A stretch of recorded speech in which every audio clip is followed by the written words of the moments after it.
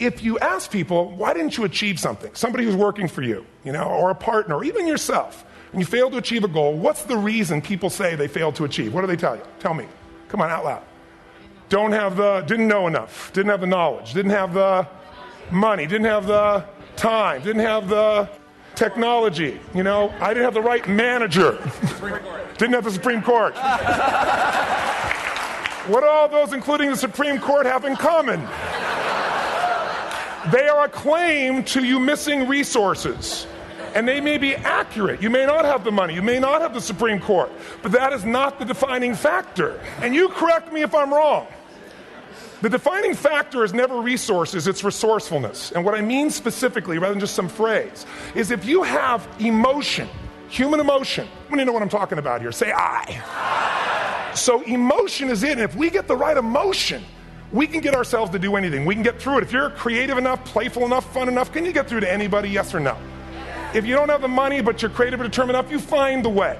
So this is the ultimate resource, but this is not the story that people tell us, right? The story people tell us is a bunch of different stories. They tell us we don't have the resources, but ultimately, what determines your resources, we've said decisions shape destiny, which is my focus here. If decisions shape destiny, what determines it is 3 decisions. What are you going to focus on? Right now, you have to decide what you're going to focus on. In this second, consciously or unconsciously, the minute you decide to focus on something, you got to give it a meaning. And whatever that meaning is produces emotion. Is this the end or the beginning? Is God punishing me or rewarding me, or is this the roll of the dice? And emotion then creates what we're going to do, or the action. So think about your own life, the decisions that have shaped your destiny. And that sounds really heavy, but in the last 5 or 10 years, 15 years, haven't there been some decisions you've made that if you made a different decision, your life would be completely different? How many can think of one, honestly? Better or worse? Say I. So the bottom line is, maybe it was where to go to work, and you met the love of your life there. Maybe it was a career decision. I know the Google geniuses I saw here. I mean, I understand that their decision was to sell their technology at first. What if they made that decision versus to build their own culture? How would the world be different? How would their lives be different? Their impact. The history of our world is these decisions. When a woman stands up and says, no, I won't go to the back of the bus, she didn't just affect her life. That decision shaped our culture. Or someone standing in front of a tank. Or being in a position like Lance Armstrong and someone says to you, you've got testicular cancer. That's pretty tough for any male, especially if you ride a bike. Right? You got it in your brain, you got it in your lungs. But what was his decision of what to focus on? Different than most people. What did it mean? It wasn't the end, it was the beginning. What am I going to do? He goes off and wins 7 championships he never won once before the cancer because he got emotional fitness, psychological strength. That's the difference in human beings that I've seen of the 3 million I've been around. Because that's about my lab. I've had 3 million people from 80 different countries that I've had a chance to interact with over the last 29 years. And after a while, patterns become obvious. You see that South America and Africa may be connected in a certain way, right? Other people say, oh, that sounds ridiculous. It's simple. So what shaped Lance? What shapes you? 2 invisible forces. Very quickly. 1, state. We all have had times. Have you had a time you did something and after you did it, you thought to yourself, I can't believe I said that. I can't believe I did that. That was so stupid. Who's been there? Say I. Have you ever done something after you do it, you go, that was me. Right? It wasn't your ability, it was your state. I show people how to change that quickly, but what I want to finish with quickly here is your model of the world is what shapes you long term. Your model of the world is the filter. That's what's shaping us. That's what makes people make decisions. We want to influence somebody, we got to know what already influences them. And it's made up of 3 parts, I believe. First, what's your target? What are you after? Which I believe it's not your desires. You can get your desires to goals. How many of you got a goal, a desire, and thought, is this all there is? How many have been there? Say I. So it's needs we have. I believe there are 6 human needs. Second, once you know what the target that's driving you is, and you uncover it for the truth, you don't form it, you uncover it. Then you find out what's your map. What's the belief systems that are telling you how to get those needs? Some people think the way to get those needs is destroy the world. Some people is to build something, create something, love someone. And then there's the fuel you pick. So very quickly, 6 needs. Let me tell you what they are. First one, certainty. Now these are not goals or desires. These are universal. Everyone needs certainty that they can avoid pain and at least be comfortable. Now how do you get it? Control everybody, develop a skill, give up, smoke a cigarette. And if you got totally certain, ironically, even though we all need that, like you're not certain about your health or your children or money, you don't think about much more. You're not sure the ceiling's going to hold up. You're going to listen to any speaker. But while we go for certainty differently, if we get total certainty, we get what? What do you feel if you're certain? You know what's going to happen, when it's going to happen, how it's going to happen. What would you feel? Bored out of your mind. So God, in her infinite wisdom, gave us a second human need, which is uncertainty. We need variety. We need surprise. How many of you here love surprises? Say aye. Bullshit. You like the surprises you want. The ones you don't want, you call problems, but you need them. So variety is important. Have you ever rented a video or a film that you've already seen? Who's done this? Get a fucking life. Right? Why are you doing it? You're certain it's good because you read it before, saw it before, but you're hoping it's been long enough you've forgotten enough there's variety. Third human need, critical, significance. We all need to feel important, special, unique. You can get it by making more money. You can do it by being more spiritual. You can do it by getting yourself in a situation where you put more tattoos and earrings in places humans don't want to know. Whatever it takes. The fastest way to do this, if you have no background, no culture, and no belief in resources or resourcefulness, is violence. If I put a gun to your head and I live in the hood, instantly I'm significant. 0 to 10, how high? 10. How certain am I you're going to respond to me? 10. How much uncertainty? Who knows what's going to happen next? Kind of exciting, like climbing up into a cave and doing that stuff all the way down there. Total variety and uncertainty. And it's significant, isn't it? So you're willing to risk your life for it. So that's why violence has always been around and will be around unless we have a consciousness change as a species. Now, you can get significance a million ways, but to be significant, you got to be unique and different. Here's what we really need. Connection and love, fourth need. We all want it. Most people settle for connection because love's too scary. Don't want to get hurt. Who here has ever been hurt in an intimate relationship? Say aye. If you don't raise your hand, you'll have had other shit too. Come on. And you're going to get hurt again. Aren't you glad you came to this positive visit?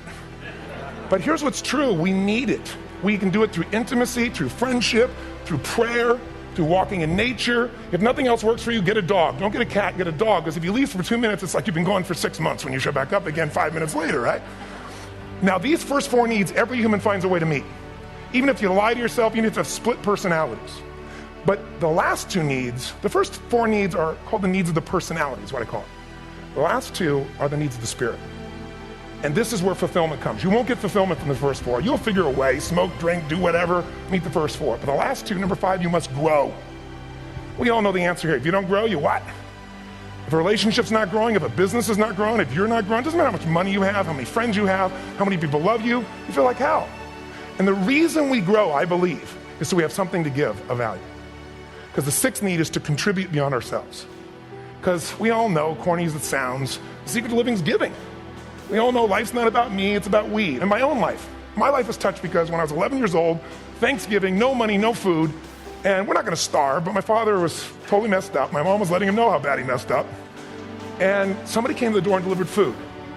My father made 3 decisions. I know what they were briefly. His focus was, this is charity.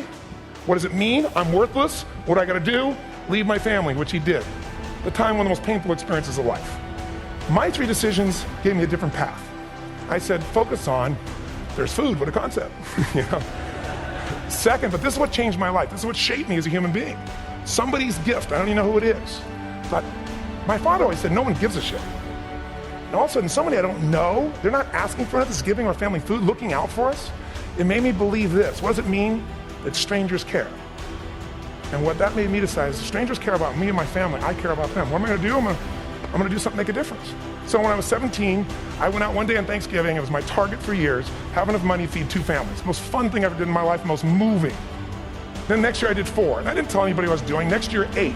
I wasn't doing it for brownie points. But after 8, I thought, shit, I could use some help. So sure enough, I went out, and what did I do? I got my friends involved, and I grew companies, and then I got 11 companies, and I built a foundation. Now, 18 years later, I'm proud to tell you, last year we fed 2 million people in 35 countries through our foundation, all during the holidays, Thanksgiving, Christmas, and all the different countries around the world. It's been fantastic. Thank you. So I don't tell you that to brag. I tell you because I'm proud of human beings because they get excited to contribute once they've had the chance to experience it, not talk about it. So finally, I'm about out of time. The target that shapes you, here's what's different about people. We have the same needs, but are you a certainty freak? Is that what you value most, or uncertainty? Are you driven by significance or love? We all need all 6, but whatever your lead system is tilts you in a different direction. And as you move in a direction, you have a destination or destiny. The second piece is the map. Think of that as the operating system tells you how to get there. And some people's map is, I'm going to save lives even if I die for other people, and they're a fireman. Somebody else says, I'm going to kill people to do it. They're trying to meet the same needs of significance, right? They want to honor God or honor their family, but they have a different map. And there are 7 different beliefs. I can't go through them because I'm done. The last piece is Emotion. I'd say one of the parts of the map is like time. Some people's idea of a long time is 100 years. Somebody else says is 3 seconds, which is what I have. And the last one I've already mentioned that fell to you. If you got a target and you got a map, and let's say, I can't use Google because I love Macs, and they haven't made it good for Macs yet. So if you use MapQuest, how many have made this fatal mistake of using MapQuest at some time? You use this thing and you don't get there. Well, imagine if your beliefs guarantee you can never get to where you want to go. The last thing is emotion. Now, here's what I'll tell you about emotion. There are 6,000 emotions that we all have words for in the English language, which is just a linguistic representation, right? It changes by language. But if your dominant emotions, when I have more time, I have 20,000 people or 1,000, and I have them write down all the emotions that they experience in an average week. And I give them as long as they need. And on one side, they write empowering emotions, the other is disempowering. Guess how many emotions people experience? Less than 12. And half of those make them feel like shit. So they got 5 or 6 good frickin' feelings, right? It's like they feel happy, excited, oh shit, frustrated, overwhelmed, depressed. How many of you know somebody who no matter what happens finds a way to get pissed off? How many know somebody like this? Or no matter what happens, they find a way to be happy or excited. How many know somebody like this? Come on. When 9/11 happened, and I'll finish with this, I was in Hawaii. I was with 2,000 people from 45 countries. We were translating 4 languages simultaneously for a program that I was conducting for a week. The night before was called Emotional Mastery. I got up, had no plan for this, and I said, we had all this fireworks, I do crazy shit, fun stuff. And then at the end I stopped, and I had this plan I was going to say, but I never do what I'm going to say. And all of a sudden I said, when do people really start to live? When they face death. And then I went through this whole thing about if you were going to get off this island, if 9 days from now you were going to die, who would you call, what would you say, what would you do? One woman, well, that night is when 9/11 happened. One woman had come to the seminar, and when she came there, her previous boyfriend had been kidnapped and murdered. Her friend, or her new boyfriend, wanted to marry her, and she said no. He said, if you leave and go to that Hawaii thing, it's over with us. She said it's over. When I finished that night, she called him and left a message, true story, at the top of the World Trade Center where he worked, saying, honey, I love you. I just want you to know, I want to marry you. It was stupid of me. She was asleep, because it was 3 a.m. for us, when he called her back from the top and said, honey, I can't tell you what this means. He said, I don't know how to tell you this, but you give me the greatest gift, because I'm going to die. And she played the recording for us in the room. She was on Larry King later.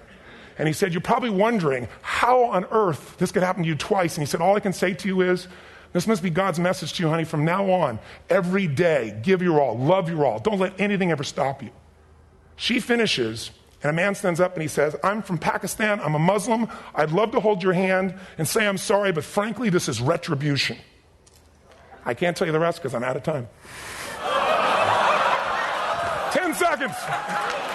10 seconds. All I can tell you is I brought this man on stage with a man from New York who worked in the World Trade Center, because I had about 200 New Yorkers there. More than 50 had lost their entire companies, their friends, marking off their Palm Pilots. One financial trader, this woman made of steel, bawling, 30 friends crossing off that all died. And what I did to people said, what are we going to focus on? What does this mean, and what are we going to do? And I took the group and got people to focus on, if you didn't lose somebody today, your focus is going to be how to serve somebody else. There are people, one woman got up and she was so angry and screaming and yelling. Then I found she wasn't from New York, she's not an American, she doesn't know anybody here. I said, you always get angry. She said, yes. Guilty people got guilty, sad people got sad. And I took these 2 men and did what I call an indirect negotiation. Jewish man with family in the occupied territory, some New York who would have died if he was at work that day. And this man who wanted to be a terrorist, and made it very clear. But the 2 of them not only came together and changed their beliefs and models of the world, but they worked together to bring, for almost 4 years now, to various mosques and synagogues, the idea of how to create peace. And he wrote a book, which is called My Jihad, My Way of Peace. So transformation can happen. So my invitation to you is this. Explore your web. The needs, the beliefs, the emotions that are controlling you. For 2 reasons. So there's more of you to give. Achieve too. We all want to do it. But I mean, give. Because that's what's going to fill you up. And secondly, so you can appreciate, not just understand, that's intellectual, that's mind, but appreciate what's driving other people. It's the only way our world's going to change.